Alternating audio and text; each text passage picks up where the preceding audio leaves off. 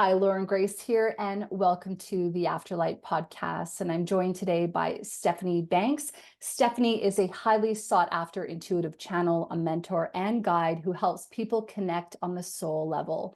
She channels from the perspective of any soul currently on the planet, souls on the other side, purely non-physical beings such as spirit guides, as well as trees, animals, and Gaia.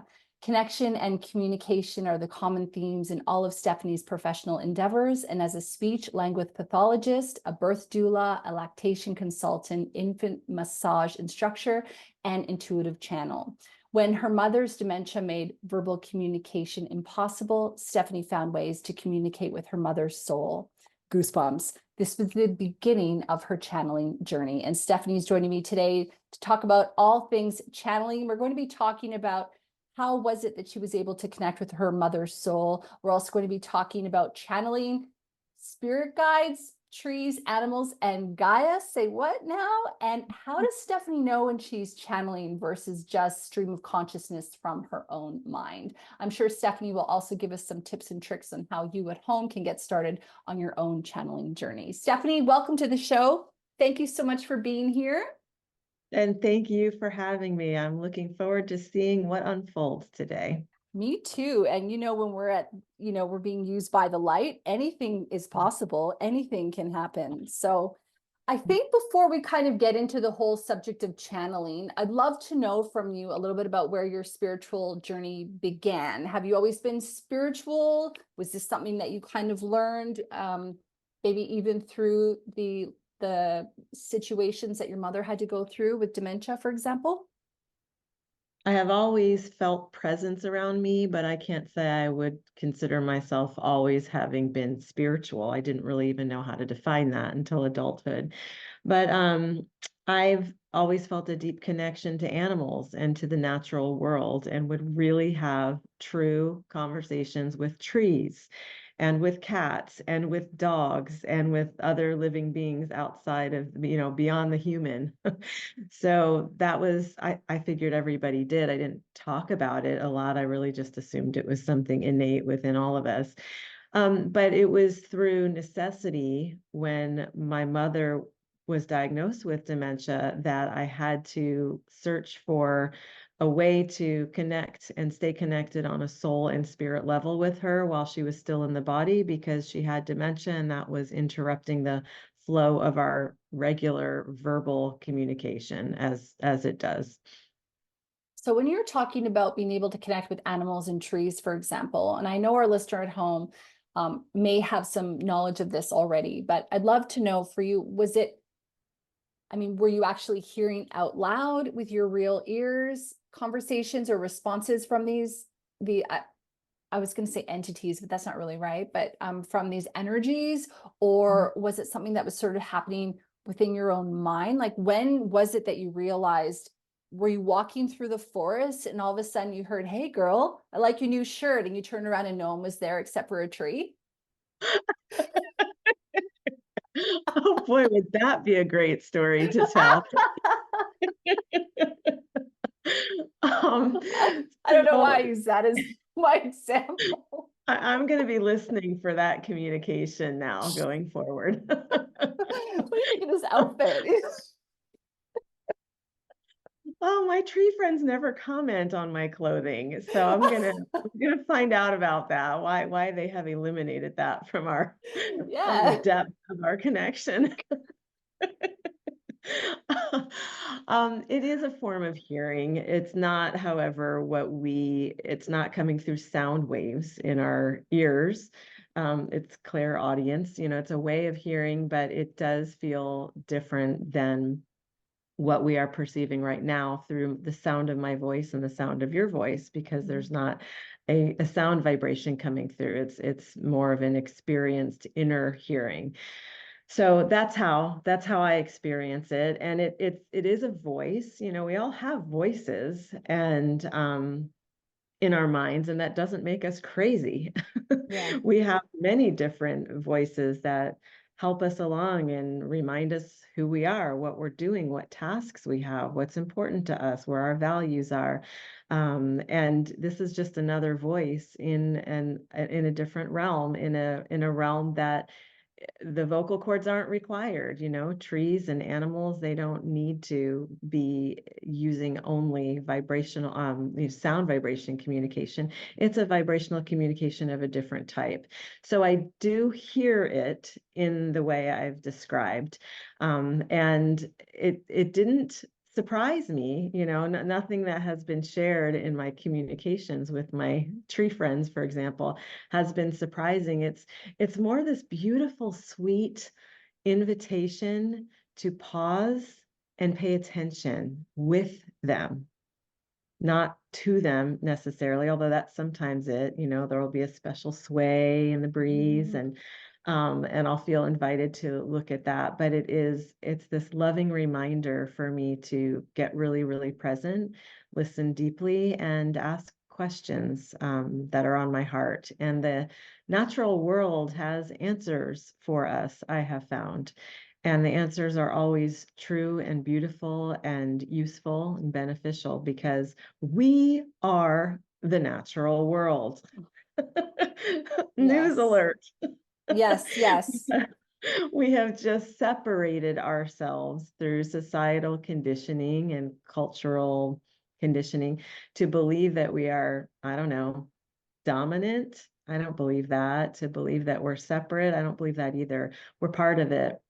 We are earth, we are nature. So to come back into integration with that and be able to receive communication and transmit communication is the greatest thing ever. So it's interesting because when I discovered that I was a medium and I learned, started learning about different clairs and things like that. I've been on my spiritual journey for most of my life, but it wasn't until a few years ago that I went, oh, I'm also clairaudient and I'm clairsentient, all these sort of things, that I realized that I had all of these, I want to say spidey senses that I was able to really tap into to allow me to connect with the outside world. I really want to go back to my question again in terms of, how did it kind of happen for you? Because if you are all of a sudden, let's say living your normal life, and please correct me if I'm wrong, and then one day you maybe ask a question or you hear something, guidance from within your own mind. I mean, how were you able to discern that that wasn't guidance that was naturally coming from you? Or did you take a course and then you were intentional about being able to connect? Let's just use the trees as an example. And I guess one of the reasons why I want to clarify that is because if I have a listener at home who's saying, all right, well, I don't really understand how it works. But when I'm walking through the forest, sometimes what I get is I get an idea that pops into my mind, or I get maybe a feeling of comfort, or maybe of like this groan of ancient wisdom that's like wanting to come out within me, that I can feel that maybe in my heart is all of a sudden growing with love and compassion, but nothing has changed. So what I will say is that I don't remember a time when I was not communicating with animals and trees. So nothing was all of the sudden for me. There wasn't Okay. a certain moment or situation where I could pinpoint this is when it all blew open and just shocked me and I began to believe this. I have always, to my memory, been in that exchange with nature. Mm. So there's that. The other thing is, if we can agree that we are not separate from nature and from one another, to extend it out a bit, because I do believe in this, the oneness, the interconnectivity of all life and all beings, then the question about how do I know if I'm making this up in my mind, if I am generating this, or if this is coming from external, becomes less of a necessity to tease it all out. If the messages are loving, are supportive, are guiding, are insightful, are, elevating, then I don't know that, first of all, one can ever truly say there's no instrumentation to validate what is coming from within or from the spark of our own divinity, because Mhm. there's that, and there's not instrumentation fully, although the Institute of Noetic Sciences is doing a very good job in studying human potential in that way, but we can talk about that another time. So what I like to, how I like to encourage people to think about this is, if if we if we ask ourselves the question, what if I'm just making this up? What if I'm just imagining this? Let's celebrate that possibility, Mm. because nothing can come through us without coming through the imagination. I could not channel if I didn't activate that aspect of my human creativity. I could not see the imagery that I see when I'm channeling. I wouldn't have access to the words that I have access to if I'm not engaged in the imagining. So I prefer to look at it as it's a coming together. It's an everything joining up, rather than a teasing apart what's mine, what's coming from the tree. What if we are melding?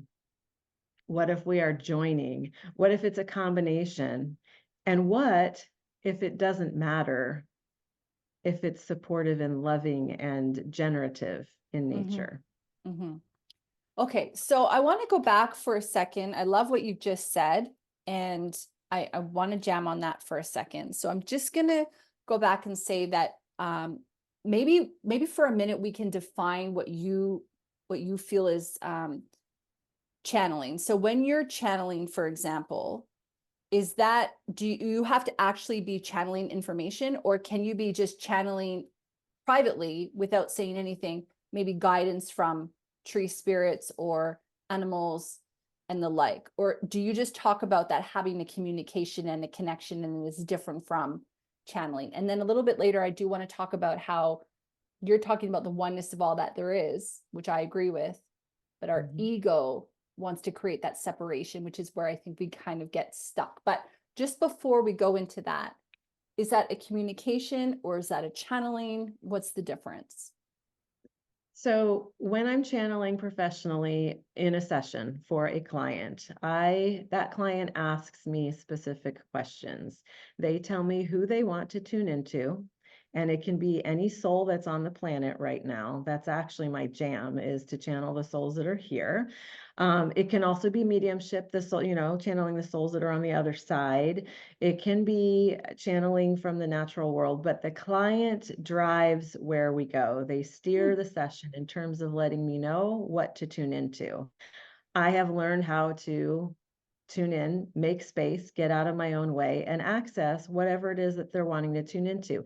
Very rarely, there might be a soul who doesn't wish to come through. And if that is the case, then I will be provided with a spirit guide on their behalf.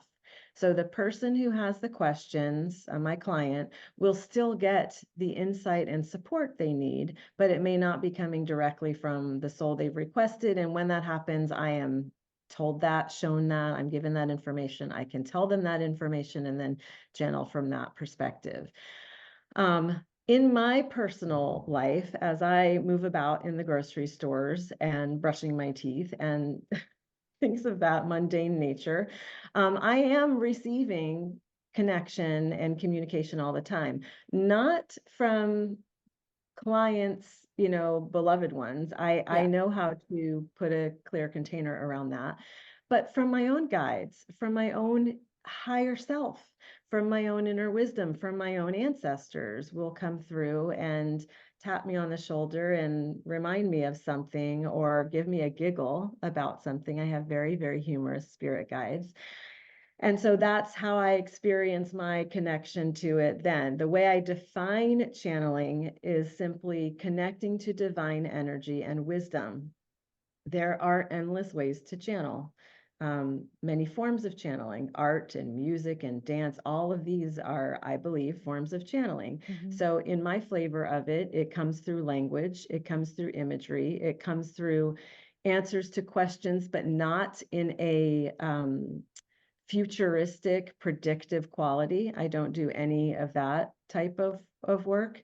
But we can tune into the energy that exists around everything, our relationships, our soul's journeys, the meaning and purpose of our souls, existence here. Past lifetime stuff comes through. That's always very interesting and fascinating. Does that answer your question? Yeah, it does. I think that, when we're looking at the subject of channeling versus communication, I think sometimes it can be confusing, but channeling is really a lot about delivering messages in a way. And then communication is a lot about messages being channeled through us as well. So they kind of work together, don't they? But I think that Mhm. the channeling concept is a lot about you almost setting up with that intention and then delivering messages to somebody versus a communication, which could be channeled through from source into our own minds for our own highest good or our own guidance. Mhm. Yeah, I think of it all the same, really. I mean, Yeah. I actually call it channeling when I'm like, oh my gosh, that was such a great download or message from, Yeah. and I'm gonna, and nobody else is around but me, and I'm not doing it professionally at the moment, but that Yeah. I call channeling as well. So yeah. Yes. All right, cool. Can we talk briefly about the concept of the ego for a second? And then I'm really fascinated as well to hear about how you were able to connect with your mother, especially when she had dementia, and really tap into her soul. I'm really loving to hear that story.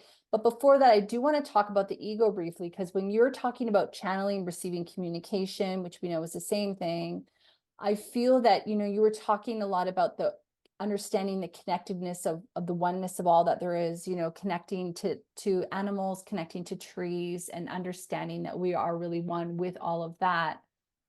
The challenge though can come in sometimes, right? When we do have that ego that really creates that separateness from us. And that leads me to my question where I wanted to ask you about how do you discern, how are you clear on when you're getting information that's of the highest good coming from source energy, coming from your guides, higher self, tree spirits, that sort of thing, versus information that's coming through from the ego? Is it Mhm. the idea that maybe the ego isn't always elevating us? I love that you used that word earlier, or it's maybe not supporting us or talking to us in a tone that, maybe our guides would talk to us in, for example. What I believe is that I specifically, and each of us really has a responsibility to our energetic hygiene. And if we have crappy self-care, that is going to leave us wide open for lower frequency energy to be perturbing, to be distracting, to take up Mm. space. And so whether you call that ego or whether you consider that that is part of what feeds ego, everybody has a different vantage point of that. But in order for me to channel from the fifth dimensional consciousness, which is what I'm tuning into when I channel, it's unity consciousness, I have to maintain myself at a certain frequency. If I don't, there is a difference in the quality of the messages that come through. I do not attribute that to ego. I attribute that to the frequency that I'm holding. Oh, that's good. And yeah.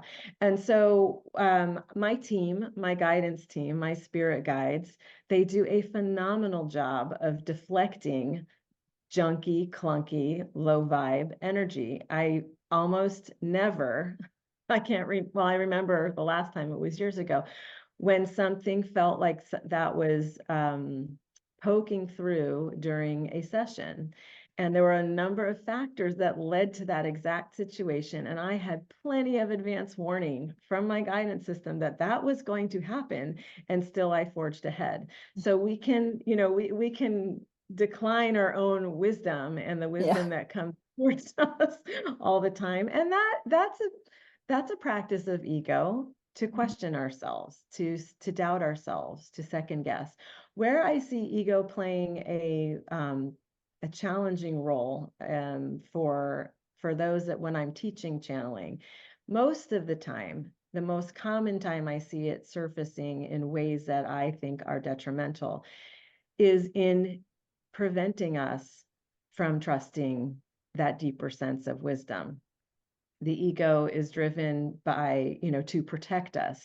Mm. So, and I'm thankful for that. Like, I don't Yes. knock the ego. It's such a great thing. It's part of our, everything.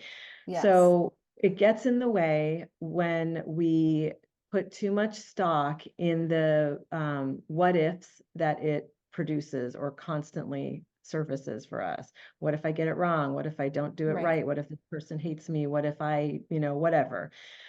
And so that is where I see the ego becoming problematic. It took me years to trust what was coming through and to trust that I'd had enough training and enough information and guidance and mentorship to start to serve in this way. Most of the people that I know are similar in that way. They're going to hesitate because of the voice of ego telling them they're not good enough, they're not ready, they're not sufficient. Yeah, all of us. So that's really if there's a detriment to it, that's what I would say it is. I don't personally know, but I'm sure there are plenty out there, many who are channeling from the place of ego, but I do tend to keep tight circles with those who are channeling from the highest vibrational loving frequency, as you and I do. Yes. So tell me a bit about your energetic hygiene practice, because Mhm. I think that for myself, I can say that sometimes I forget to do it. I'll be Mhm. like cutting my cords every day diligently, multiple times a day, doing all my light work, blah, blah, blah. And then sometimes I'll go, oh, whoa, I just had the holidays and I wasn't as energetically, in alignment, like clearing as I should have. And all of a sudden I'm like washing my hands with salt, drinking salt water as much as possible. And right, you know what I mean? Because it's like so how Yeah, does it well, work? How do you do it? it varies for me too, and nothing is done with perfection. So let me be really clear about that.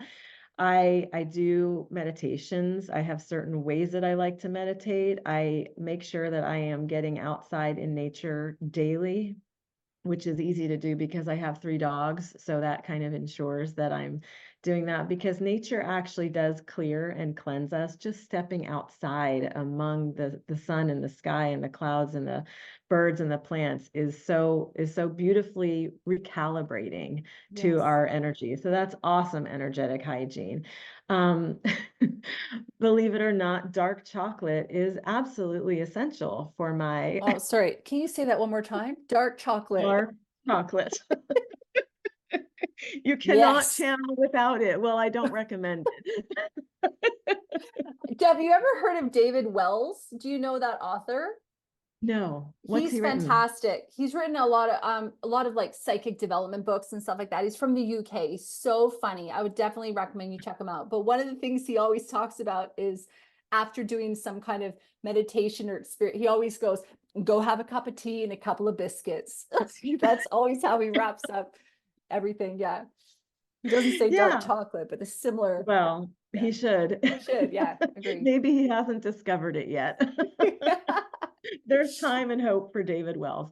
Um, Yeah, I'll send him a DM. You don't know me, but I really feel like you're missing an opportunity.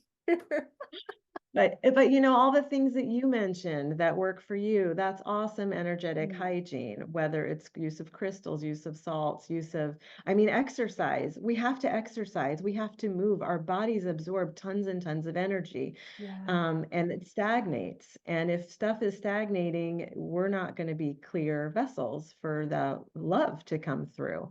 Relationships have everything to do with energetic hygiene. Are you being drained? Who needs to be cleared? Who needs to be loved on more? What boundaries do you need to put in place to be, to keep your bubble in the high vibrational field you need it to be in? Reading for me is important because it's learning, right? I am studying all the time. Right now, I'm working a lot with Michael Singer's work because I Oh, recently went to his Temple of the Universe with my kids and got to, oh, yeah. And so I rotate through different teachers. That's energetic hygiene too, right? Learning from others, practicing what works. And what works for me is not necessarily going to work for everyone else, with the exception of dark chocolate. So unless you're allergic, don't use it then. But there's so many things, the list is really endless, but it's basically self-love and self-compassion and yeah. self-care, and self-approval. If you're not in the generative energy of that for you, you really don't have much to offer others, in my opinion. Yeah. And I think what it is as well is noticing when you're out of sync or out of alignment. And you don't have to be a channeler, you don't have to be a light worker, you don't have to be doing that kind of work, but it's noticing when, even for myself, I'm reflecting as we're speaking here, because, a little while ago, I was feeling really kind of low energy, and I thought it was my ego making me a victim and creating stories and situations out of nothing. But upon reflection, just right now, I realized, no, it's because I had 2 weeks of holidays where I was out of my natural rhythm, and I wasn't taking care of my energetic hygiene in the way that I normally do, because I normally have a lot of alone time where I'm able to go within and, sort of sort that out. Yes. So would you say that's a big part of it as well, is like kind of noticing when you're maybe out of your rhythm and then doing some of these things to kind of call yourself back in? Absolutely. And I think sometimes people think it's going to take a whole lot to bring us back into sync, but honestly, it can be 90 seconds. It Mhm. can be that effective if you are using a tool that works for you, and get a whole lot of tools in your tool belt, because there are a lot of things that can work for each of us. Just do that. Just do that for a bit. For me, I'm also renewing my yoga practice now after having spent some time away from it. Me too. That is very realigning for my energetic field.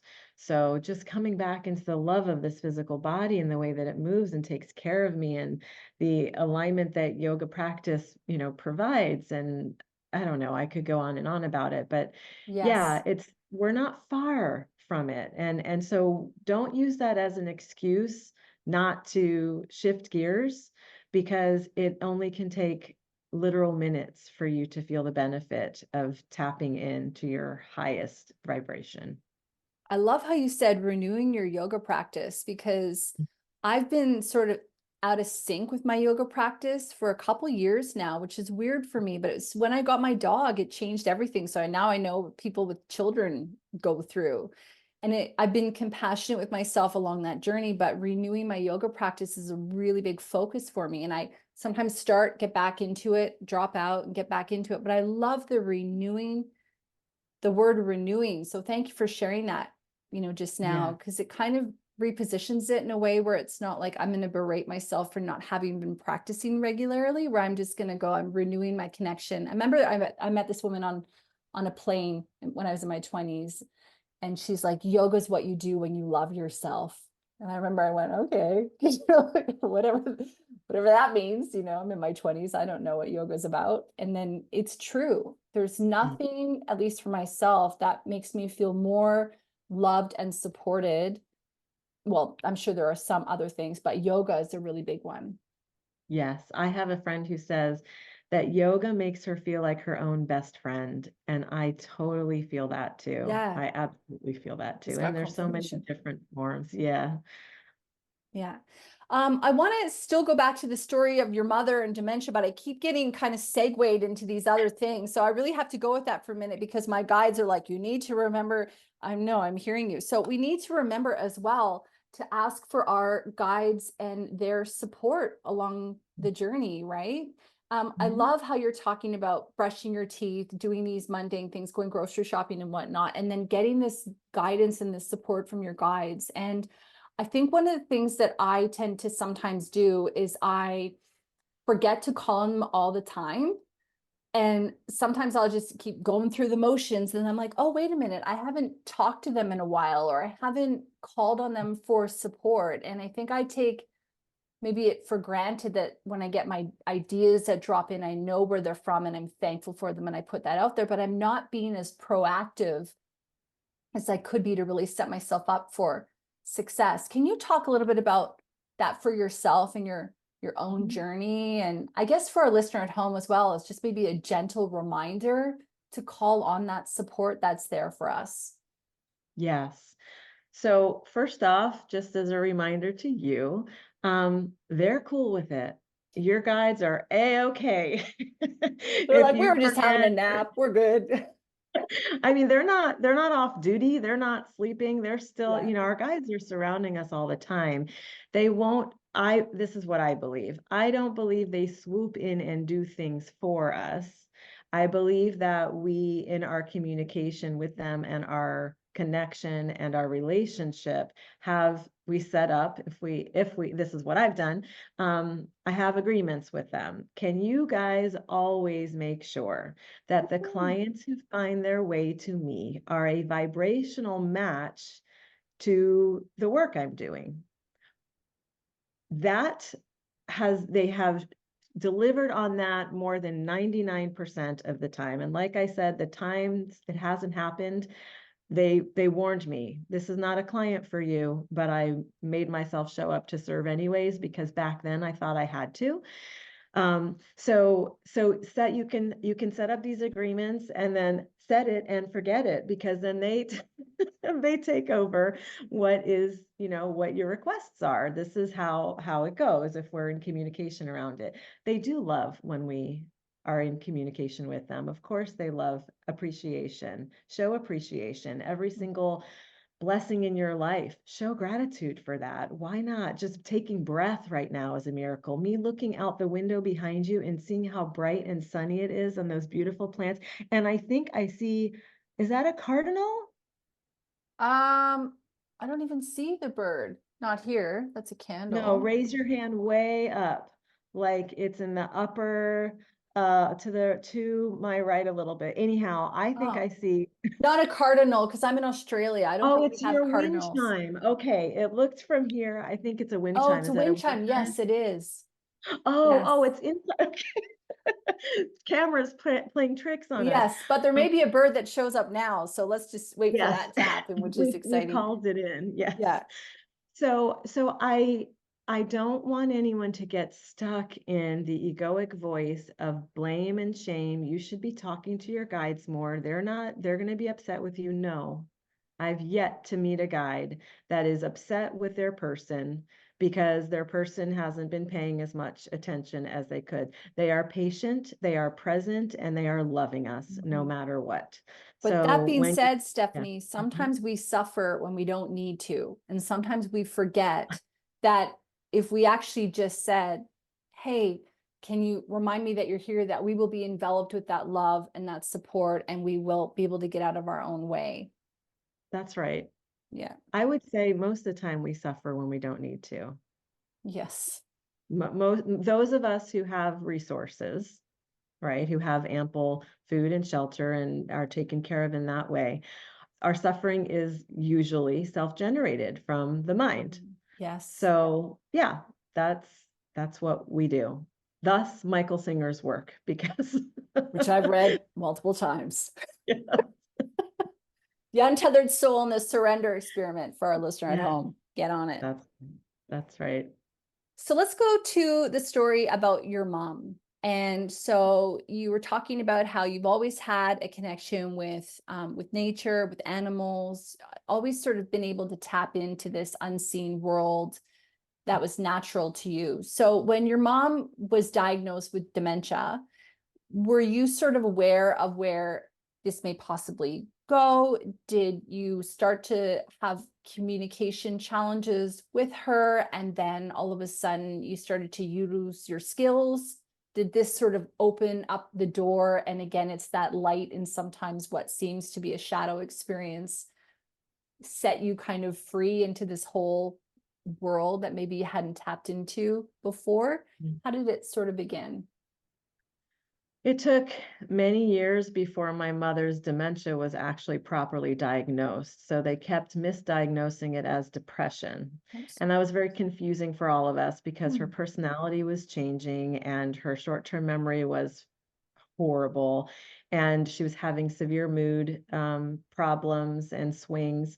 And it was, if that was depression, that wouldn't have made sense. But Yeah. they didn't. She had a form of dementia that then was much more rare. It affected her in her 50s.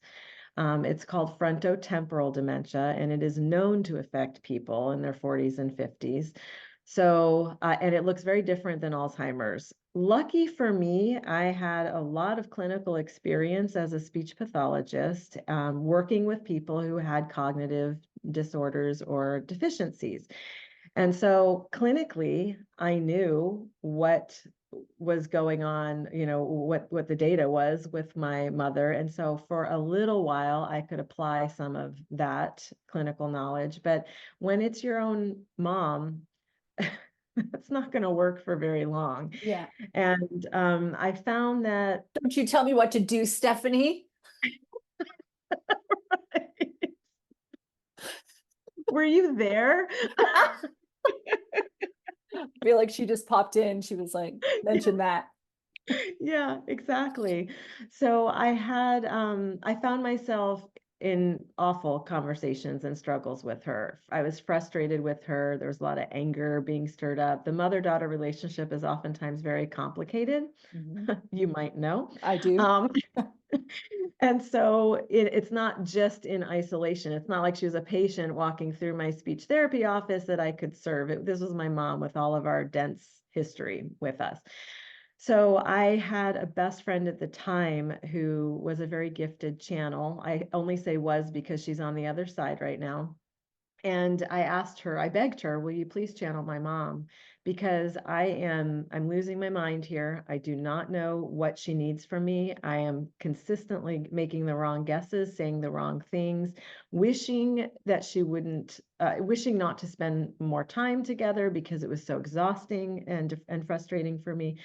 So she channeled my mom, and her soul, my mother's soul, came through and showed me where I needed to depart from trying to control, trying to fix, trying to address the dynamic that she and my father had, trying to stay ahead of things in the ways that I thought were the best way to do it, Yeah. how I could create space around her, loving space, what some of the purpose or what some of the ways that she was going to be able to use the dementia to further her soul's advancement, because that's possible. Oh, So yes, some would say that's part of it. goosebumps. And yeah, so I learned, I was able to take this in and apply it as I moved through and let things settle in that way. I practiced and tried some different things, tried letting go, tried using humor more, I tried to stop trying. And that was exactly what was necessary. Then she and I were able to have a heart connection, a soul connection, a beautiful connection, and allowed me to show up for her in the way she needed for the remainder of her time here. Wow, that's so beautiful. So after that initial channeling from your friend, did you then start to channel your mother's soul yourself in your own time, or was that guidance that came through sufficient to allow you to be present and to act in alignment with, the situation? I really felt then, because I had not embarked on my own channeling journey at that time. I had only just been exposed to channeling for the first time ever through this friend who I really trusted. So it took me a while before I started to trust my own sense for what was coming through my mother through me to me. So I used my friend quite a bit. We had regular meetings. That's what friends are with for. Yes, exactly. And eventually, yes, I was able to trust myself in the moment with my mom to perceive what she might be trying to communicate, even when none of the words matched up, or even when she had no more words, because there came a time when that was the case as well. That's a process. You know, I I want people to know they can still communicate with their loved ones, even in these situations and circumstances. We can transcend traditional communication and go to that deeper place and just be in the listening. We're going to make lots of mistakes. I made tons of mistakes. I got it wrong all the time. But lucky for me, my mom always showed me when I got it wrong. And then I Can could, you give an example of that? well, when Getting I it say wrong and get it being wrong, shown? yeah, like if she would say we'd go outside for a walk. I live in Florida. It's like 95 degrees here almost every day. And she'd put her arms like she was cold and say, "I need to get my jacket. We have to go back inside and get my jacket." And, the left brain of me would be like, "No, mom, it's 95 degrees. I promise you don't need a jacket." That's the wrong response to someone who wants a jacket. Forget Yeah. the fact that she had dementia. Just Yeah. go get her the damn jacket. Yeah, So I she might learned, want that comfort and the, who knows, the exactly. color she might realize is doing Yes. something for it. Yeah, there's all these other And things. And what if she actually was cold? How would Yeah. I know? Yeah. That my experience internally is not her. So that's getting it wrong, trying to talk her out of it. And then and then I learned just okay, let me go grab that for you. And then we had smooth connections. We had easier walks. She felt seen, she felt heard, she felt validated, she felt witnessed. That's Mm. sacred work to be able to offer that to someone as their faculties are diminishing. It seems to me that there would have been numerous gifts that would have come from this experience, to mention setting you on your channeling journey, realizing that there's this whole soul communication that we can have when people are in these situations that kind of stop us from having the communication we've always had with them. But a big word that's come to me, which I've written down, which of course is in alignment with your Michael Singer journey at the moment, is that surrender word. It seems to me that it was a Yeah. lot about not controlling, and it was allowing things to be. And that really is a complementary word with all of the work that you do, I would imagine. Yeah, yeah, it really is that. It is that word. It reminds me of another moment where I would say I got it wrong again, or I wasn't in surrender. I was at the library with my mom and I had two very young children then, and actually two young children and a baby. And she used to be able to attend to, be helpful with my kids, but her dementia had reached the point where she was just completely in her own world and distracted by everything. And I was tired, and it's exhausting to keep track of three small beings, plus a mother who can also trail off and go elsewhere. Mm. And I remember in the library feeling like, ah, gosh, this is so annoying. Like, I need all this help. And she can't even, because one of my kids had disappeared, and that's very scary. Yeah. So she can't even be there for me, as I need my mother to be. And so that's more of the egoic victimizing, looking for what's lacking. In hindsight, what a miracle that I was able to take my mom to the library with us sometimes and Mhm. take her on errands with us sometimes. And that was probably the highlight of her whole month, or, year perhaps, because it enriched her life to be in our presence and energy. It's hard to do that in the moment, and I don't Yeah. want anyone to hold themselves to that standard to do that perfectly, because it's not possible to do it perfectly, but we can stay connected. We can raise that. Maya Angelou also talked about how when we know better, we do better. And sometimes, Mhm. you sharing that story to me and to our listener at home is maybe reminding us of when we've maybe acted in situations where we wish we'd done better. And it's like, but if you can learn from it, there's that light there. There's that Mhm. opportunity, because we aren't meant to be here and be perfect. We're Right. works in progress. That's why we're here. Otherwise, we would have checked out already. We're meant to be that light shining for other people to show them how to do it. And sometimes we have to go through these experiences to know how to do it differently, to practice that self-love, that self-compassion within ourselves that we know is so important, of the utmost importance, in fact. That's right. And that's what it's all about. That's why we're here. I really do agree with that. When you channel, and I know we're sort of getting to the end of our time here together, but when you channel, do you technically speak, or do you journal as well? And I wanted to ask you as well whether or not you've ever attempted to channel and connect with your mother, or as you said, your dear friend who has crossed over. Mhm. When I'm channeling, I'm speaking. It's coming through fluidly and fluently through language. That's because I am a speech pathologist and I love language. So that's my agreement with my guides to bring it through in that way. Because if I can't understand general message, then I can't really make it that functional for my client. And I do like to process the messages with them right afterwards so I can share the imagery that I was shown and all the other angles that came through as well.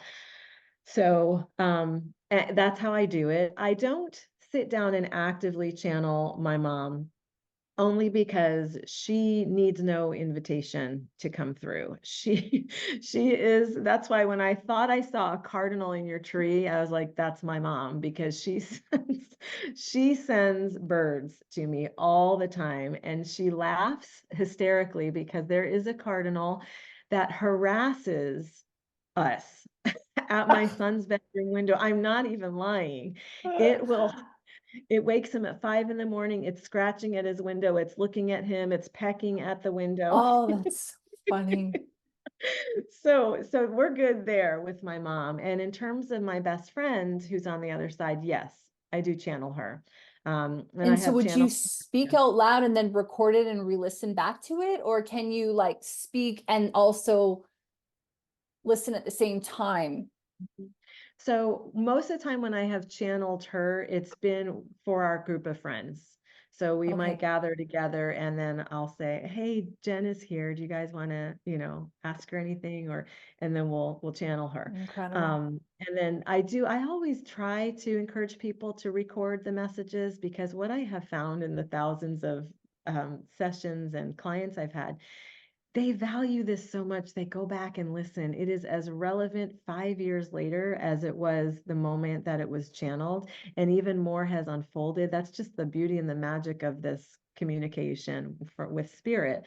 Mhm. But when I am when I'm communicating with her, with Jen, it's just a back and forth. I will talk out loud to her when I'm alone. If people are around, I do it silently through my heart. And I do hear her response and the way she guides me and the way Yeah. she laughs and says, "Oh, girl, let that go. That is not for you. We talked about this before. This is." Oh, that's So so that's how awesome. yeah. And in a way, it's interesting because when we know we don't die, I would imagine your relationship with her is so different now, but almost, would you say it's closer in a way? Like you've got her on tap versus having to call her and set up a time. Like, any thoughts Yeah, on it's a that? mixed bag. I Yeah, because you have can't hug attachments her to and you my, can't, yeah. I know. Yeah, but of course I would prefer her to be here in the flesh so that I can have tea with her on her patio and we can channel for each other. But I also have a lot of joy in the freedom of her soul and her spirit being everywhere. And there's celebration, and in the human three-dimensional way, there's sorrow. Yes, of course.